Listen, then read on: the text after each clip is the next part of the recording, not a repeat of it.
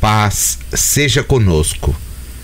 Dando sequência ao estudo que estamos desenvolvendo a propósito do Livro dos Espíritos, reservamos para análise no dia de hoje a segunda parte da Lei do Progresso, capítulo 8º da parte 3ª do Livro dos Espíritos. Compreenderá a nossa análise o estudo das questões a partir das 786.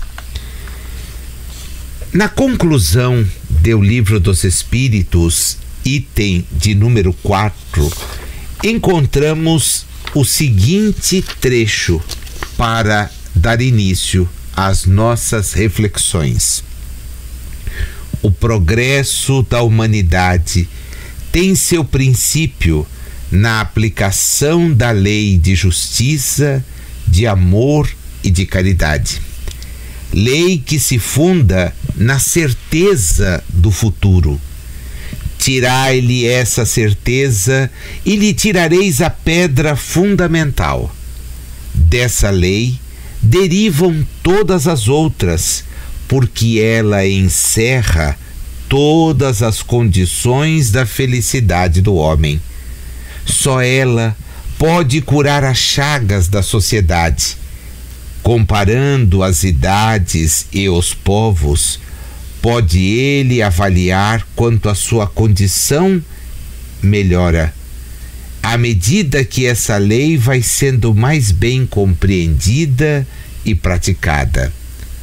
Ora, se aplicando-a parcial e incompletamente, aufere o homem tanto bem que não conseguirá, quando fizer dela a base de todas as suas instituições sociais.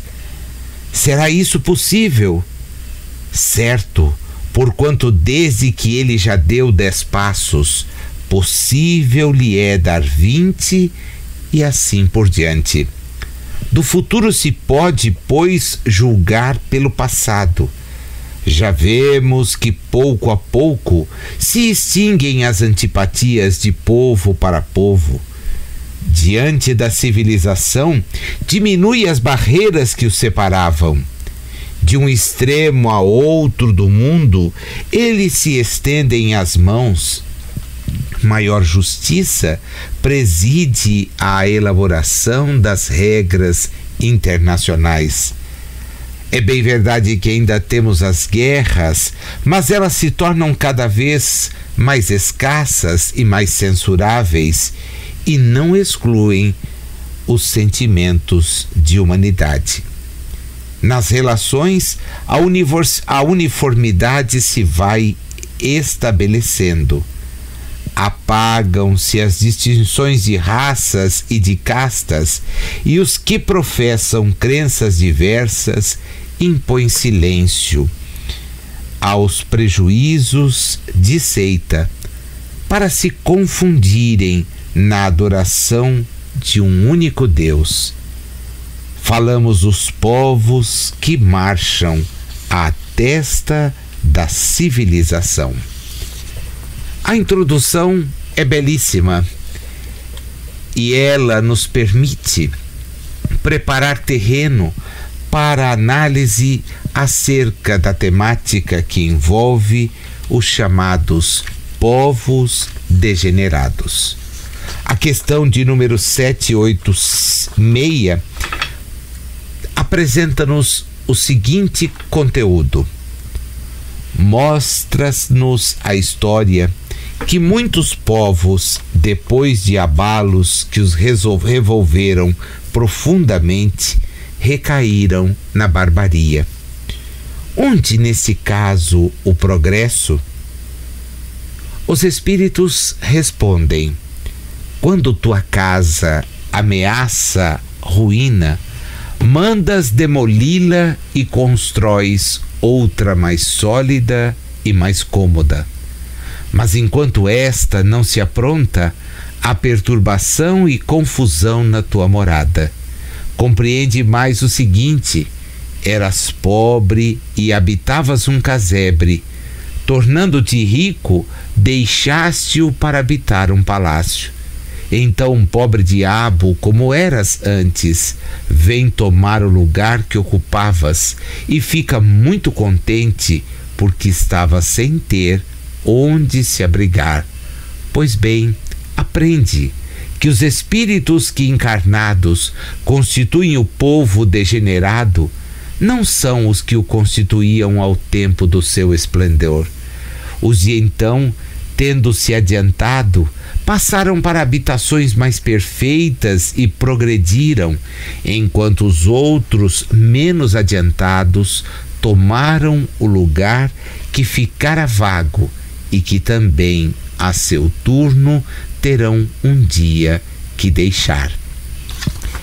A explicação certamente faria com que os estudos de natureza histórica devessem receber um novo fundamento, uma nova visão.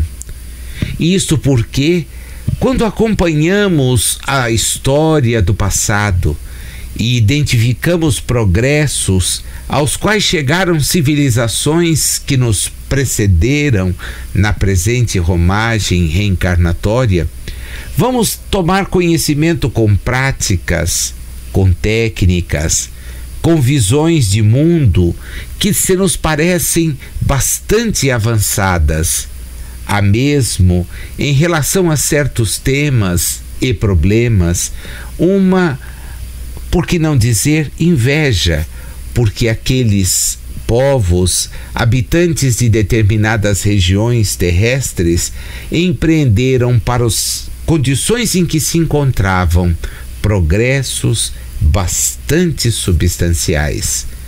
Mas eis que, de repente, surgem os mais diversos problemas e aquela situação outrora de progresso comparativo hoje se mostra tão ou mais atrasada do que aquela que desfrutamos. Daí a dúvida expressa pelo codificador. Mas os espíritos, com a visão que lhes permite abarcar o contexto das situações, apressam-se em nos dar o ensinamento.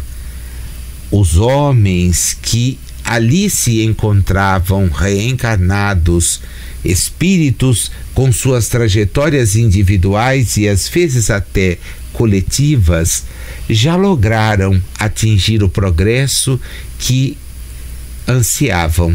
Eis porque outros vieram tomar o seu lugar, e esses outros não são portadores das mesmas qualidades, não são portadores dos mesmos conhecimentos do que aqueles que os precederam.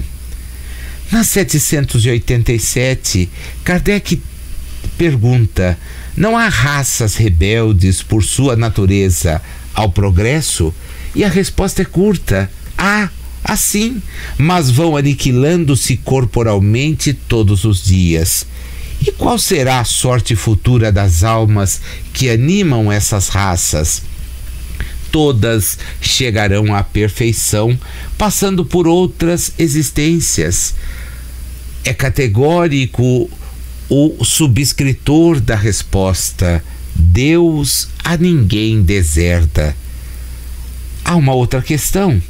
Assim, pode dar-se que os homens mais civilizados tenham sido selvagens e antropófagos? Tu mesmo foste mais de uma vez antes de seres o que és.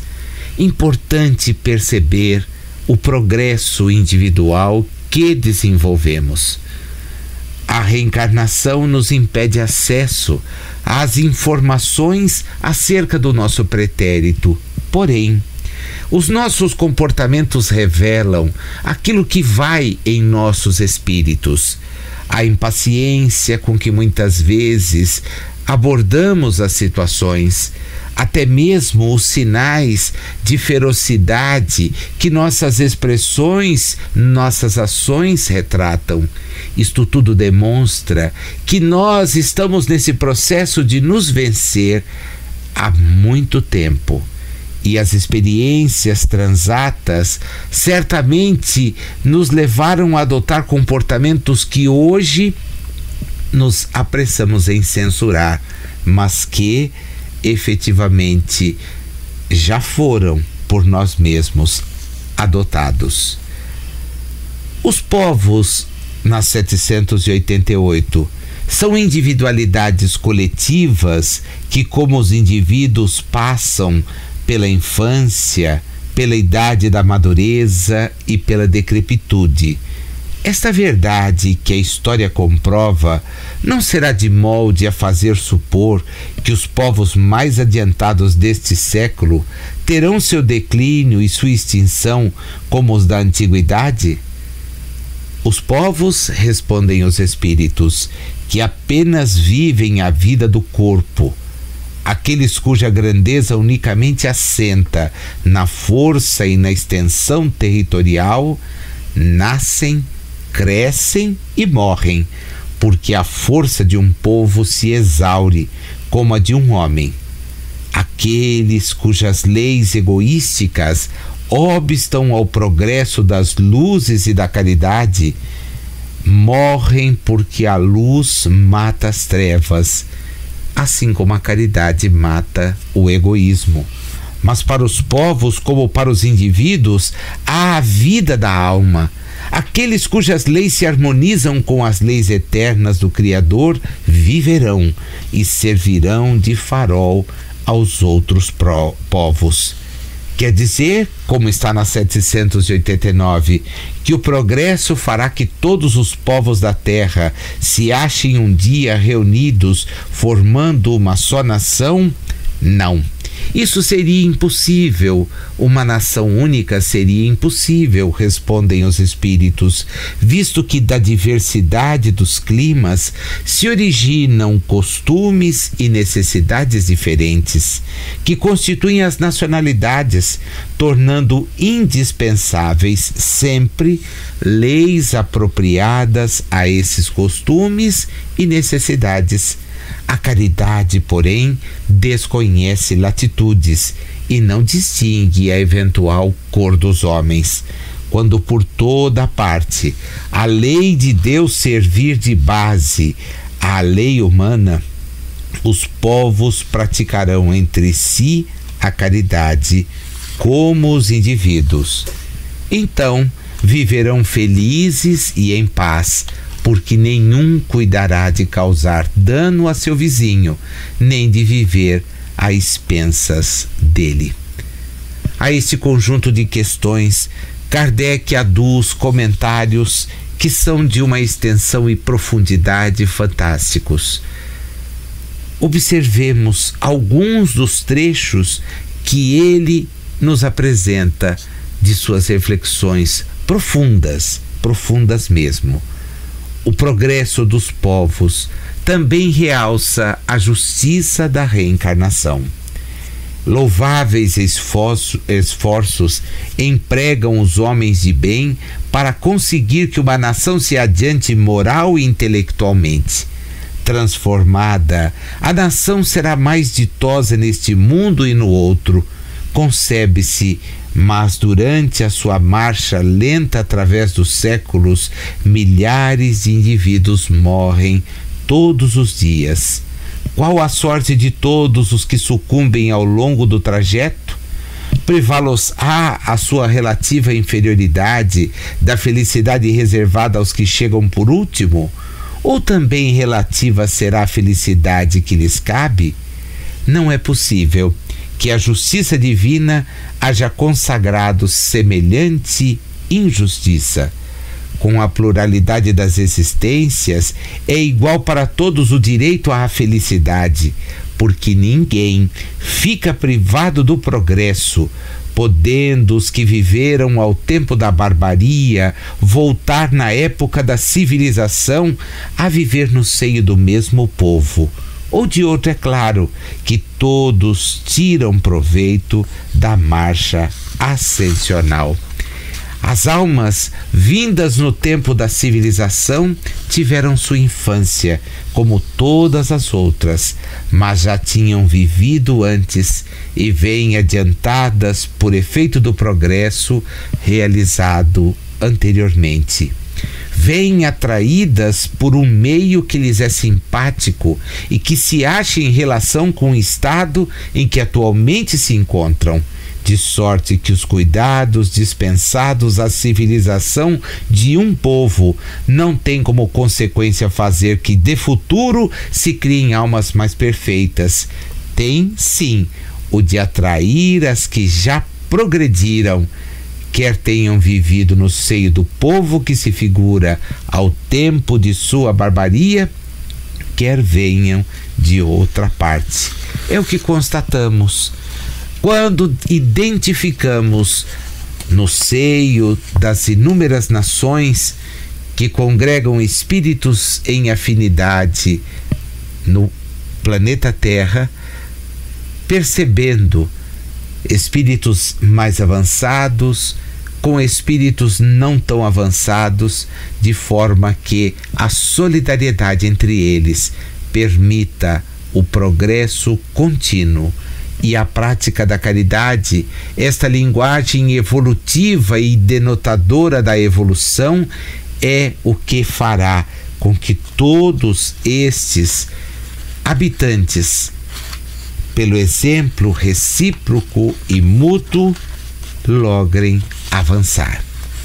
O conjunto de questões que vai das 790 a 793 tem por norte o tema civilização. É um progresso a civilização, ou como a entendem alguns filósofos, uma decadência da humanidade? Para os espíritos a resposta é óbvia: progresso incompleto. O homem não passa subitamente da infância à madureza. Será tão racional a dos Kardec condenar-se à civilização? Condenai antes os que dela abusam e não a obra de Deus. Apurar-se-á então algum dia a civilização, de modo a fazer que desapareçam os males que haja produzido? Sim, insistem os espíritos, quando o moral estiver tão desenvolvido quanto a inteligência. O fruto não pode surgir antes da flor. E por que não efetua na 792 imediatamente todo o bem que poderia produzir? Porque os homens ainda não estão aptos nem dispostos a alcançá-lo. Paremos e reflitamos. A resposta nos fala de dois movimentos claros: aptidão e disposição. É verdade que o conhecimento pode nos induzir a ter aptidão a um progresso mais acentuado, mas vem aí a dúvida: estaremos dispostos a sacrificar os nossos interesses pensando neste progresso que seria espraiado, retransmitido, beneficiaria aqueles que nos cercam? Resta aí uma dúvida, porque nas almas dos homens que vivem na terra, o egoísmo e o orgulho ainda imperam, e eventuais satisfações decorrentes do processo civilizatório nem sempre são usadas para que a fraternidade se prolongue, para que ela atinja das relações do âmbito social locais até aquelas de âmbito internacional. A questão 792 tem uma subpergunta: não será também porque, criando novas necessidades, suscita paixões novas? E os espíritos respondem a Kardec: é. E ainda porque não progridem simultaneamente todas as faculdades do espírito. Tempo é preciso para tudo. de uma civilização incompleta, não podeis esperar frutos perfeitos. Mas por que indícios então se pode reconhecer uma civilização completa? Reconhecê-la-eis pelo desenvolvimento moral. Sim, meus amigos, é através da nossa elevação moral que nós deixaremos evidenciada a nossa condição evolutiva mais acentuada. Os espíritos vão avançar na resposta, dizendo-nos equivocados, porque muitas vezes nos acreditamos adiantados porque tivemos feito descobertas e obtido invenções. Vejam vocês que eles escreviam a Kardec em meados do século XIX. Estivessem eles nos tempos presentes a nos responder, e a sua resposta se manteria da mesma atualidade. Lá experimentavam os povos, notadamente os habitantes da Europa, o progresso de algum conhecimento que já lhes permitia divisar mudanças nos paradigmas da produção industrial, da sofisticação do comércio, das comunicações, fatos que para nós hoje se mostram tão corriqueiros, tão presentes, que a ausência ou a sua ausência nos faz estranhar. Observemos as tecnologias dos aparelhos de comunicação como celulares, smartphones.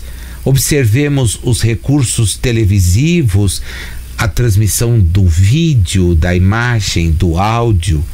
A sofisticação com que recursos podem ser utilizados. Esta forma mesmo como agora, nesse instante, estamos nos comunicando, completamente ignoradas à época em que a codificação foi elaborada. Estes sinais efetivamente podem demonstrar que nós progredimos do ponto de vista material. Mas voltemos à questão, porque lá os espíritos registram: não tereis verdadeiramente o direito de dizer-vos civilizados, senão quando de vossa sociedade houverdes banido os vícios que a desonram, e quando viverdes como irmãos, praticando a caridade cristã. Até então, sereis apenas povos esclarecidos, que hão percorrido a primeira fase da civilização. É esta a verdade que nos compete entender. Avançamos sim, é bem verdade, mas ainda estamos na categoria de esclarecidos, quando muito. E isto por quê?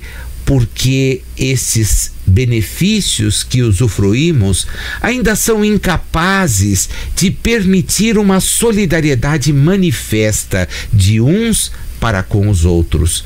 O egoísmo que em nós, os espíritos habitantes da Terra, é a pedra de toque, nos impede muitas vezes até de partilhar com os que não dispõem dos mesmos recursos, os recursos que temos por empréstimo para cada uma das nossas romagens.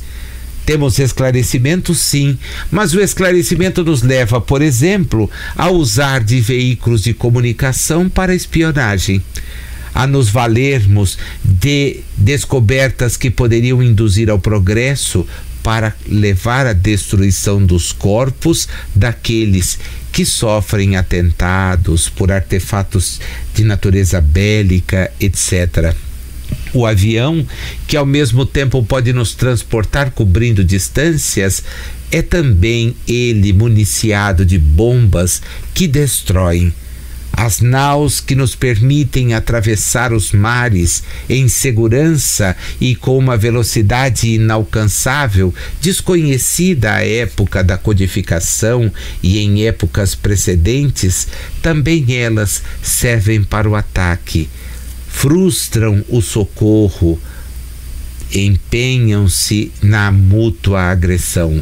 Veja o conhecimento de natureza material tem um sentido, tem uma lógica, mas esta lógica não significa que sejamos efetivamente civilizados, adiantados. Somos, quando muito, como observam os espíritos que elaboraram a codificação, povos esclarecidos. Para que sejamos civilizados, é necessário que os vícios tenham deixado as nossas cogitações e tenhamos uma fraternidade que efetivamente retrate o que Jesus nos ensinou.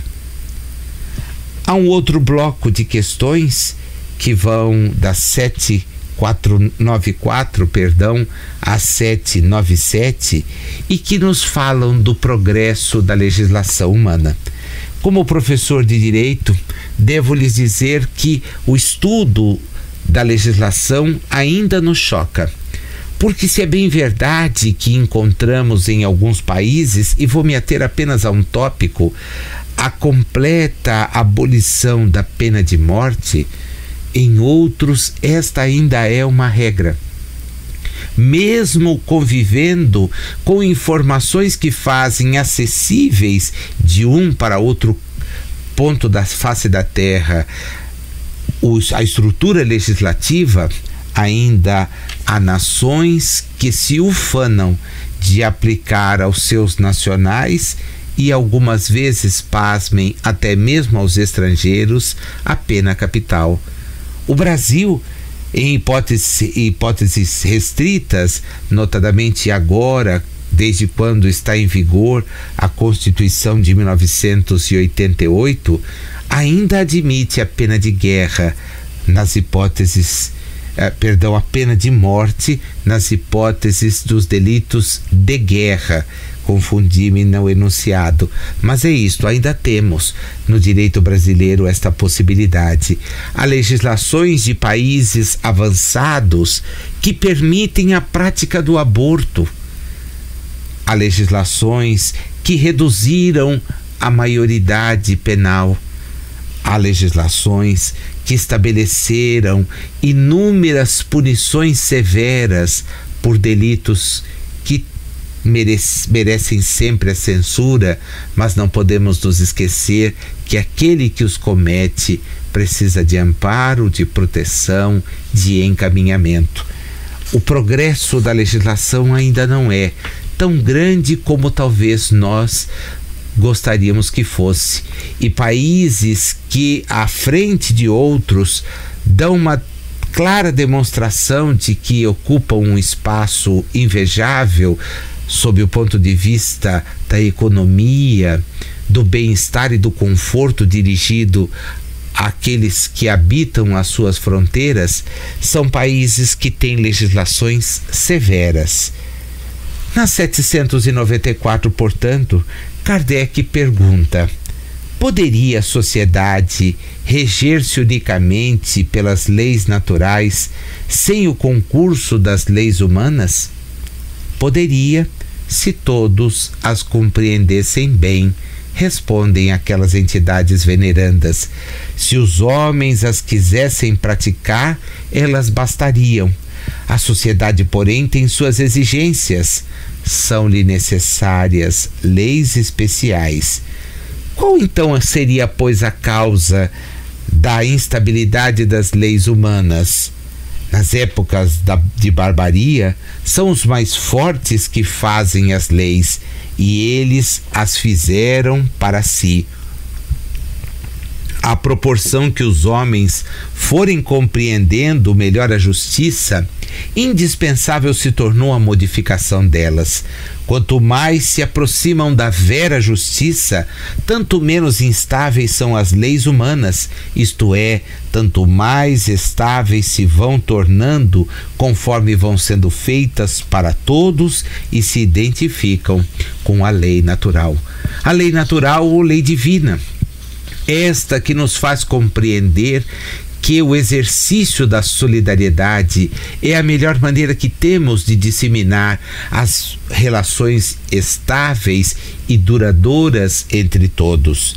Se é verdade, como aduz Kardec nos comentários que faz a esta questão 795, que a civilização criou necessidades novas para o homem, necessidades relativas à posição social que ele ocupe, tem-se então que regular por meio de leis humanas os direitos e deveres dessa posição. Influenciado, porém, pelas suas paixões, o homem não raro há criado direitos e deveres imaginários, que a lei natural condena e que os povos riscam de seus códigos à medida que progridem. A lei natural é imutável, é a mesma para todos. A lei humana, nós o sabemos, é variável e progressiva. Na infância das sociedades, esta só pôde consagrar o direito do mais forte.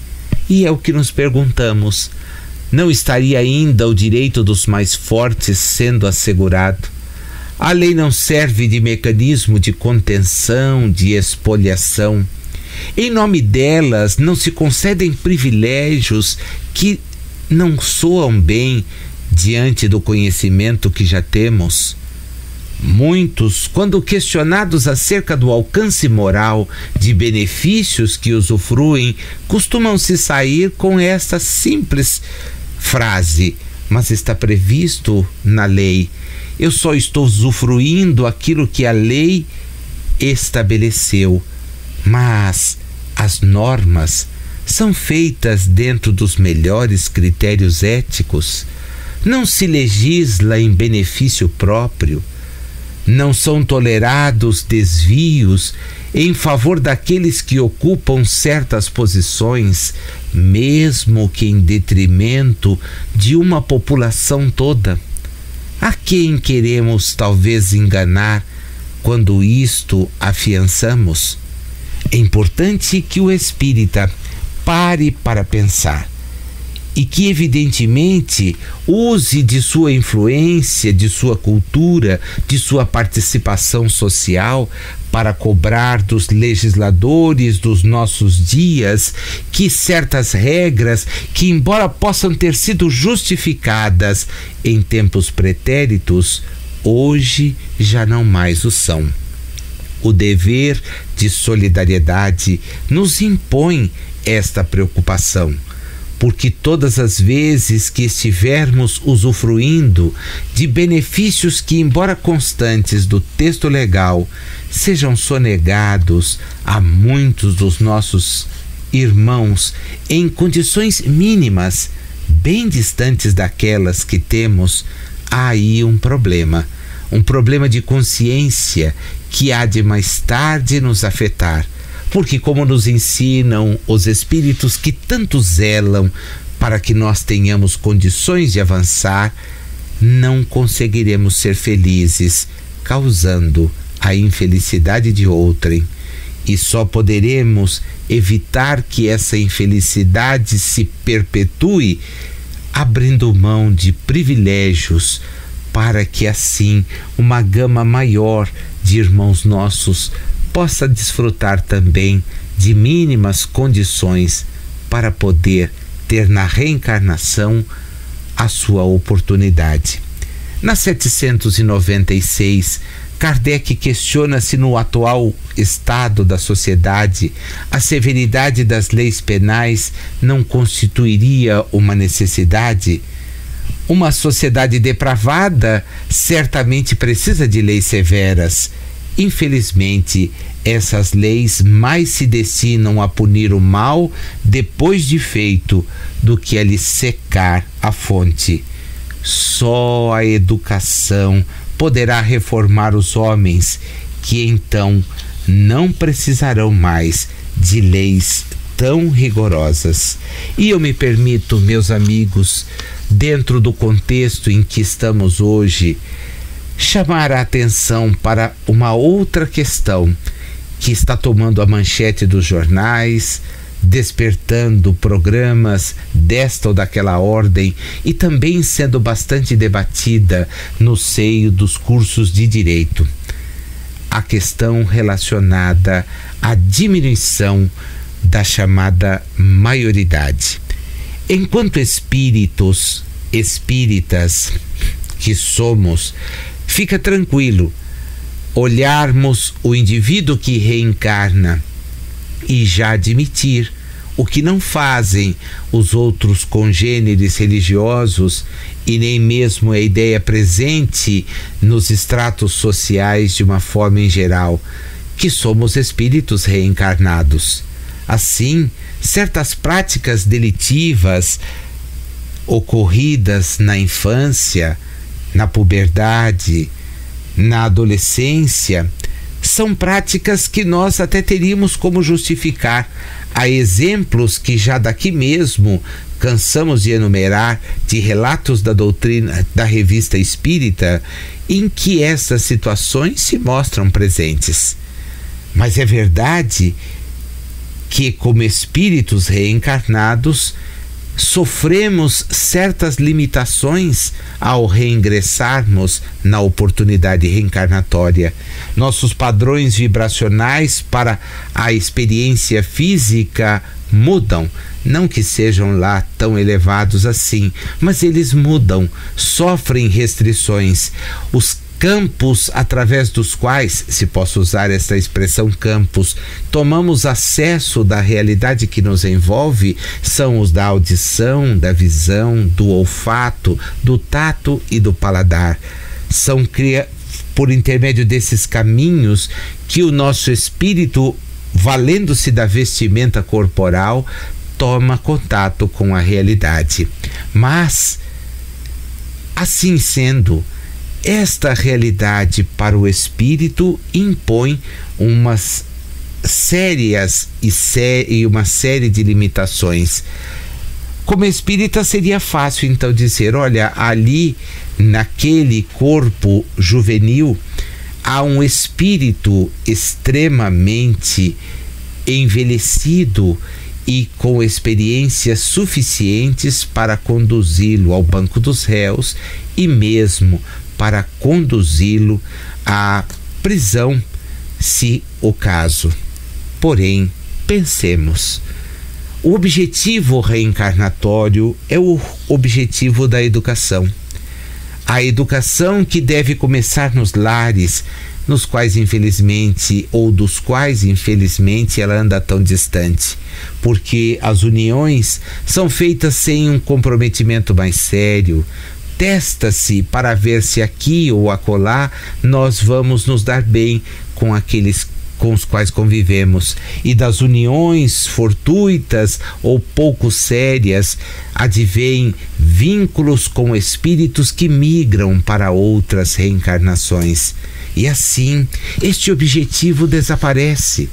E nós que delegamos a outrem cuidar dos filhos que trazemos para nossa obrigação e nosso cuidado, precisamos ficar atentos, porque levar um jovem, uma jovem aos tribunais, conduzi-los à pena, segregá-los dentro de contextos desta ou daquela natureza, pode significar sim adiar-lhes as oportunidades que eles tanto ansiaram. Cabe, como nos recomendam os espíritos, trabalhar para que a educação ajude a modificar os espíritos. E as leis então não precisarão ser rigorosas. Os tijolos, já disse alguém, que são lançados nas penitenciárias deveriam estar nas escolas, porque através destas escolas a instrução, caminhando ao lado da educação, melhoraria com certeza a performance dos espíritos que aqui chegam. Fechando este bloco, na 797, como poderá o homem ser levado a reformar suas leis? Isso ocorre naturalmente, pela força mesma das coisas e da influência das pessoas que o guiam na senda do progresso. Muitas ele já reformou, mas muitas outras ele reformará.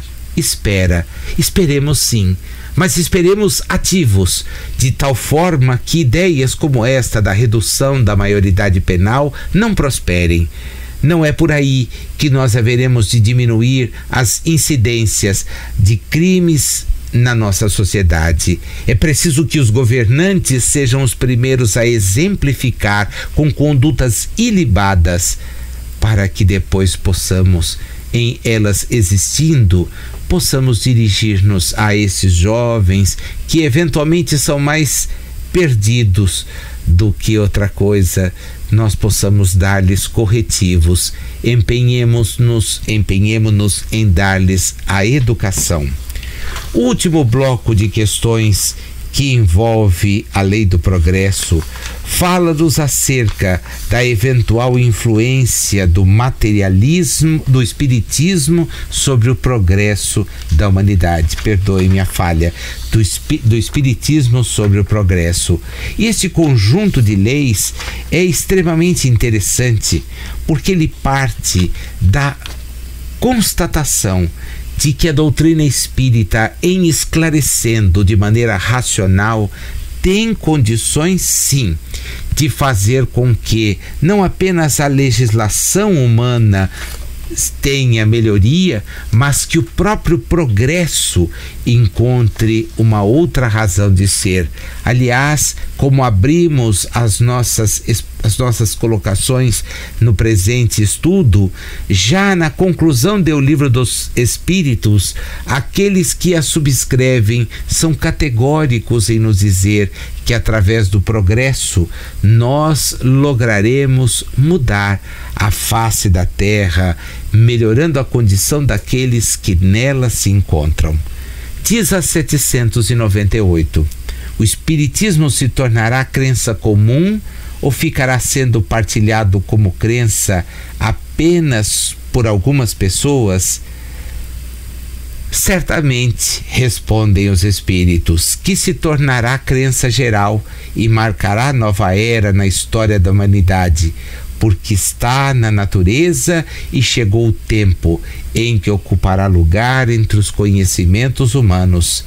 Terá, no entanto, que sustentar grandes lutas, mais contra o interesse do que contra a convicção, porquanto não há como dissimular a existência de pessoas interessadas em combatê-lo, umas por amor próprio, outras por causas inteiramente materiais. Porém, como virão a ficar insulados seus contraditores, se sentirão forçados a pensar como os demais, sob pena de se tornarem ridículos. Ora, que interessante! As ideias só com o tempo se transformam, nunca de súbito. De geração em geração, de oportunidade em oportunidade, elas se enfraquecem e acabam mesmo por desaparecer paulatinamente com aqueles que as professavam, os quais vêm a ser substituídos por outros que têm outros princípios, particularmente isto nas ideias políticas. Vejamos, pois, que o Espiritismo certamente haverá de avançar muito mais, mas aí é importante que paremos também para refletir. É preciso conhecer a doutrina espírita para que sua divulgação se faça dentro de patamares de seriedade. Estamos em uma casa espírita séria, em que as exposições precisam estar conformes ao Livro dos Espíritos, às outras obras elaboradas pelo codificador. É importante que as casas que se denominam espíritas construam grupos de estudo cada vez mais aprofundado desta doutrina, que nada mais quer do que reavivar o ensino de Jesus, dado dentro da racionalidade, que todos possamos compreender e entender. Dizem-nos os espíritos que a doutrina, ela vem da natureza. Não há fatos extraordinários. O que havia era a nossa incapacidade de entendê-los. E hoje já isto não mais ocorre. Porém, o estudo sério e aprofundado precisa ser a nossa maneira de agir. Que cada qual se sinta responsável por empreender das melhores formas possíveis, dentro da sua disponibilidade, compondo a agenda, porque é interessante, as pessoas compõem as suas agendas materiais com grande precisão. Viagens são planejadas de longo prazo, recursos são guardados, às vezes para que se cometam desatinos. E o que fazemos quando se trata de cuidar da nossa economia espiritual? Deixamos que ela vá ao acaso, talvez porque nossas experiências precedentes não tenham tido os recursos de lucidez que hoje nos são possível obter através do conhecimento espírita. Não será de temer. De que maneira pode o Espiritismo contribuir para o progresso? E aqui todos aprendemos, através da destruição do materialismo. Ele, uma das chagas da humanidade, da sociedade. Ele que faz com que os homens compreendam onde se encontram seus verdadeiros interesses, deixando a vida futura de estar velada pela dúvida. O homem perceberá melhor que por meio do presente lhe é dado preparar o futuro, abolindo os prejuízos de seitas, castas, cores, ensina aos homens a grande solidariedade que os há de unir como irmãos. É este o nosso propósito, entender acerca da vida futura. Jesus, com a segurança de quem entendia onde estava e com quem se relacionava, usava uma expressão que todos os relatos a seu respeito são categóricos em reproduzir: meu reino não é daqui. O nosso reino não é o reino material. Somos espíritos em jornada evolutiva. Temos necessidade, pela ausência de uma perfeição maior em nossos próprios cabedais de conhecimento moral, de voltar a experiências em maior ou menor número, a depender da nossa aplicação. E ao voltar para cada uma delas, temos condições de traçar novos rumos que vão nos dar condições efetivamente de ser considerados aprovados nestas empreitadas a que nos dedicamos. Portanto, é imprescindível que façamos do conhecimento espírita uma bandeira a nortear a nossa conduta diante das dificuldades do caminho, dificuldades que também o conhecimento espírita já nos fez suficientemente entender são devidas à nossa conduta, às nossas fragilidades. Não será de temer, diz a questão 800, que o Espiritismo não consiga triunfar da negligência dos homens e do seu apego às coisas materiais? Conhece bem pouco os homens quem imagine que uma causa qualquer os possa transformar como que por encanto. As ideias só pouco a pouco se modificam, conforme os indivíduos. É preciso que algumas gerações passem para que se apaguem totalmente os vestígios dos velhos hábitos. A transformação, pois, somente com o tempo, gradual e progressivamente, se pode operar. Para cada geração, uma parte do véu se dissipa. O Espiritismo que veio rasgá-lo de alto a baixo. Entretanto, se ele conseguisse unicamente corrigir num homem um único defeito que fosse, e já o haveria forçado a dar um passo ter-lhe-ia feito só com isso grande bem, pois esse primeiro passo lhe facilitará a todos. E os que aqui estamos nesse instante, sabemos o quanto o Espiritismo já nos fez melhorar os passos que temos dado. É verdade que ainda incorremos em erros primários, ainda somos campeões de egoísmo, ainda temos inúmeras demonstrações injustificáveis de orgulho, ainda vicejam em nossas condutas práticas tão censuráveis. Porém, meus amigos, quem de nós não poderá ser grato ou deixará de ser grato ao conhecimento espírita que já nos fez sopesar certas atitudes, que já nos estancou certos comportamentos, que já nos impediu práticas que no passado considerávamos rotineiras? Porque a partir do momento em que se consolida essa ideia da vida futura, não mais dentro de construções teológicas injustificadas, mas dentro da racionalidade, o nosso comportamento passa a ser diferente. A nossa postura passa a ser uma postura diversa. E graças ao conhecimento espírita, poderemos dizer: o que fazia, hoje jamais não faço. E não é por temor, é por maturidade, por crescimento, por evolução. Por que, diz Kardec na 801, não ensinaram os espíritos em todos os tempos o que ensinam hoje? A razão é simples, dizem-nos ele. Não é possível ensinar a crianças o que se ensina a adultos, e não é possível dar a um recém-nascido um alimento que ele não possa digerir. Cada coisa tem seu tempo. Cada coisa.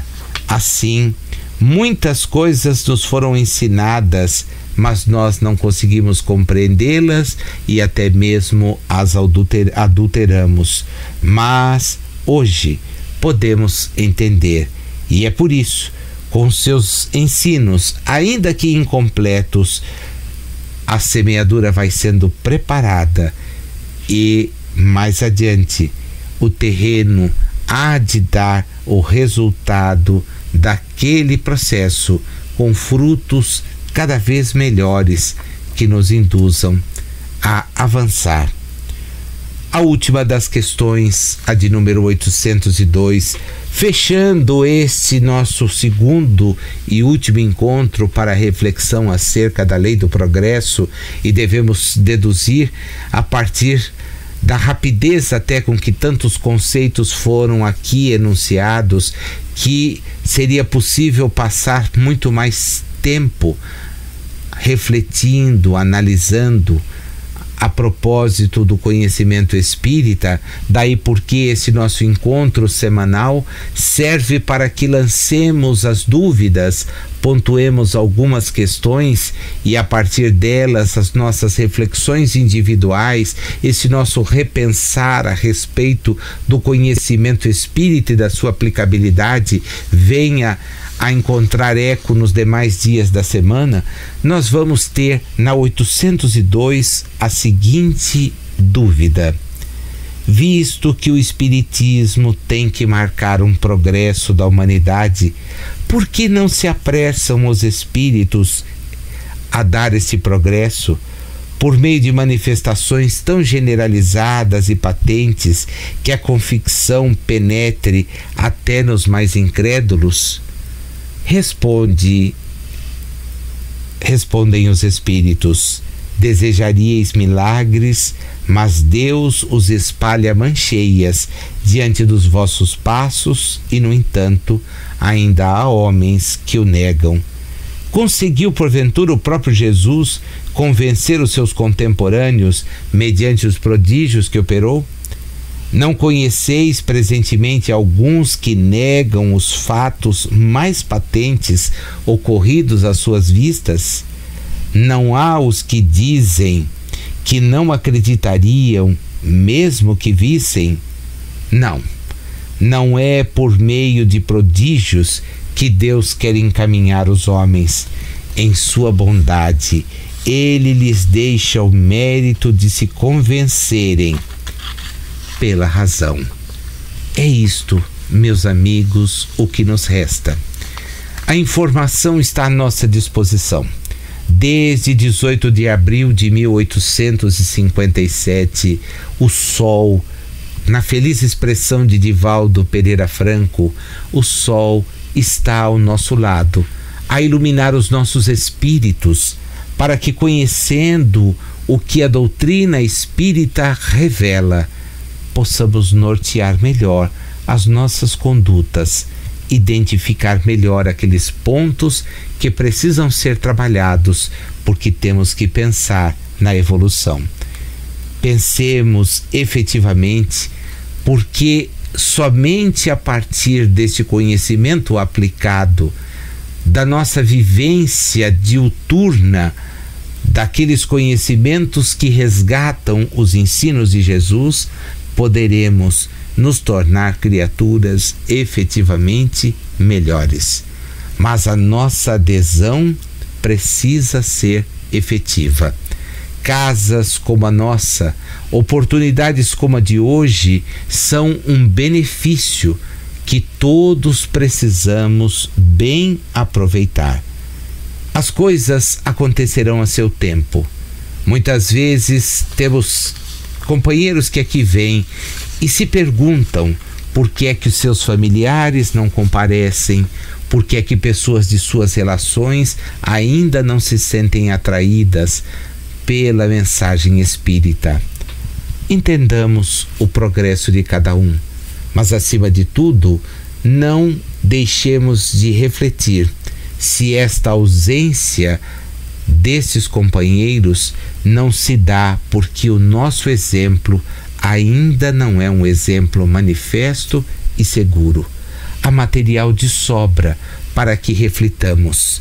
Voltemos ao início, pois, quando, na conclusão do Livro dos Espíritos, encontramos a seguinte advertência: o progresso da humanidade tem seu princípio na aplicação da lei de justiça, de amor e de caridade, lei que se funda na certeza do futuro. E é esta certeza do futuro que todos nós estamos aprendendo a ter, não mais a crer, mas a ter, não mais imaginar, criando situações emblemáticas, às vezes até mesmo absurdas, mas acreditar na racionalidade da vida que em nós existe em abundância, a vida que é dos espíritos. Jesus que somos, Jesus e os bons espíritos nos ajudem nesta importante e grata tarefa de divulgar, sim, a doutrina espírita, não apenas e tão somente de onde falamos, mas nos ambientes em que transitamos.